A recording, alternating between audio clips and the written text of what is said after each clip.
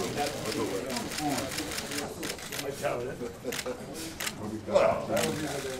the big thing about it. It's good to have you again, Secretary of State John Kerry. John, you're a welcome friend. It's good to welcome you back in Jerusalem. Our discussion this morning focused on two central issues. First and foremost, we discussed the danger to the world posed by Iran's pursuit of a nuclear weapons capability. We believe that in a final deal, unlike the interim deal, it's crucial to bring about a final agreement about the termination of Iran's military and nuclear capability.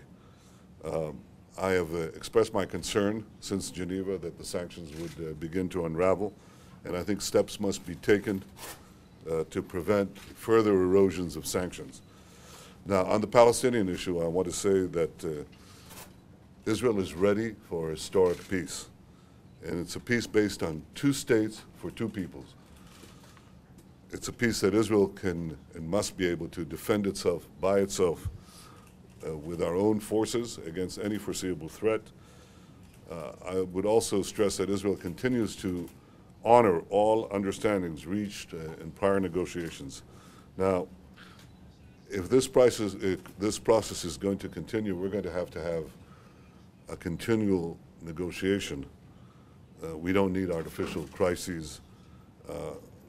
I think we don't need finger pointing either. What we need is not grandstanding, but understanding and agreements.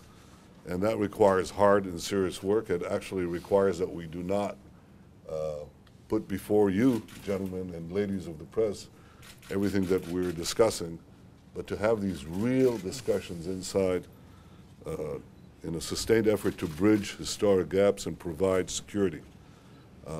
I'm fully committed, and Israel is fully committed to such an effort. And I hope the Palestinians are committed to this goal as well. I want to thank you, John, for your tireless efforts. I use that word carefully, tireless and indefatigable. You continue to pursue this quest for peace. I appreciate it, and I welcome it. And I also welcome the opportunity to continue our discussions this evening and tomorrow and beyond. So welcome to Jerusalem again. Thank you, my friend. Thank you. Well, Mr. Prime Minister, my friend Bibi, I'm very, very happy to be back in Israel.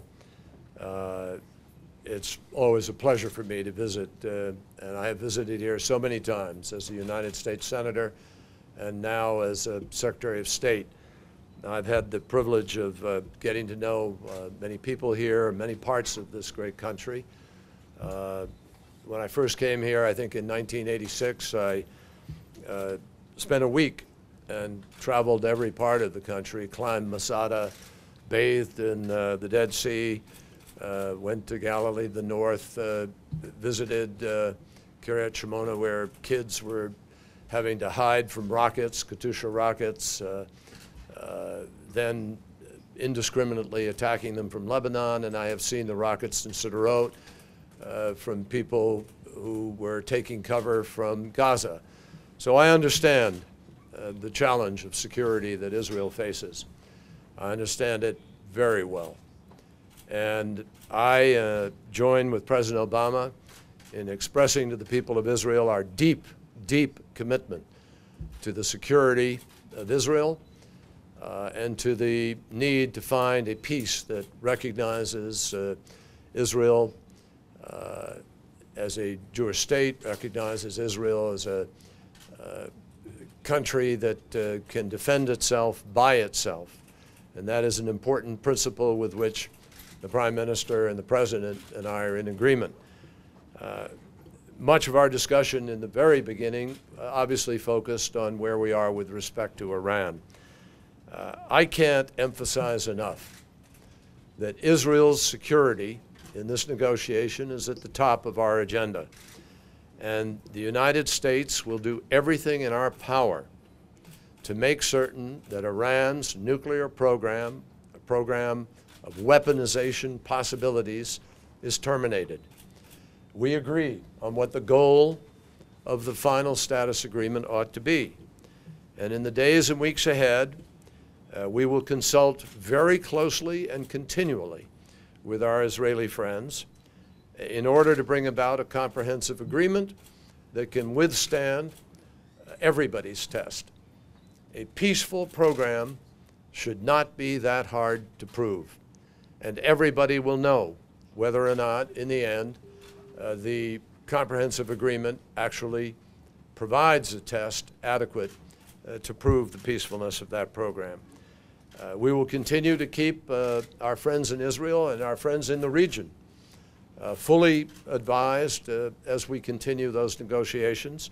And for the moment, we are in the process of simply putting in place the implementation language itself.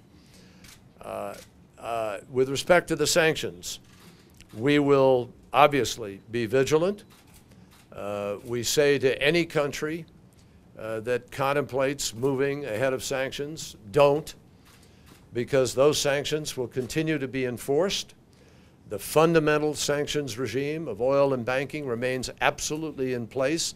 It is not changed, and we will be stepping up our efforts of enforcement through the Treasury Department and through the appropriate agencies of the United States. We obviously also spent a very significant amount of time, and we will continue those discussions tonight, with respect to the direct negotiations between the Israelis and the Palestinians. We have always known that this is a difficult, complicated road, and we understand that.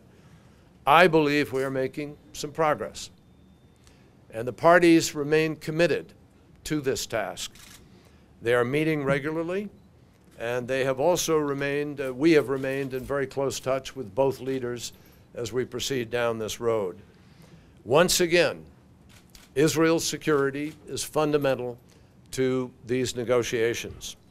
And today, General John Allen, who is one of the very best military minds in the United States, one of our most experienced military leaders, who has been spending months now analyzing the security challenges with respect to this process. President Obama has designated him to play a very special role in assessing the potential threats to Israel, to the region, and ensuring that the security arrangements that we might contemplate in the context of this process will provide for greater security for Israel.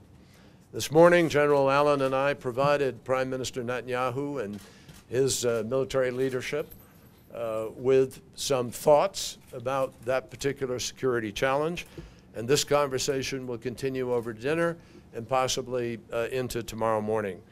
At some point in time, it depends a little on our talks here, I look forward to visiting the Palmahim Air Base and doing so with Minister Yoshi Alon.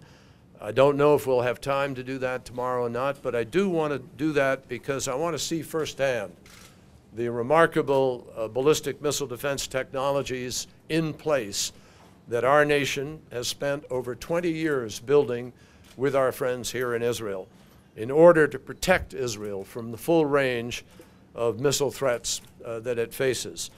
And the advancement of these programs in recent years, I think, is a reflection of President Obama's and his administration's strong commitment, unwavering commitment to Israel's security. It's appropriate that at some point I get a chance to see how that is implemented and how it is working. So I just close by saying what perhaps doesn't need to be said, but I want to say it. The bond between the United States and Israel is unbreakable.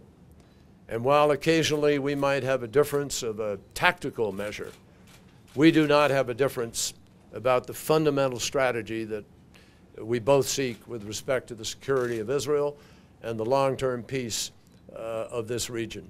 And we will continue to work for that. And I thank my many Israeli friends for their embrace and for their patience as we pursue this complicated process. Thank you, Prime Minister. Come on, walk it out. All right. Thank you.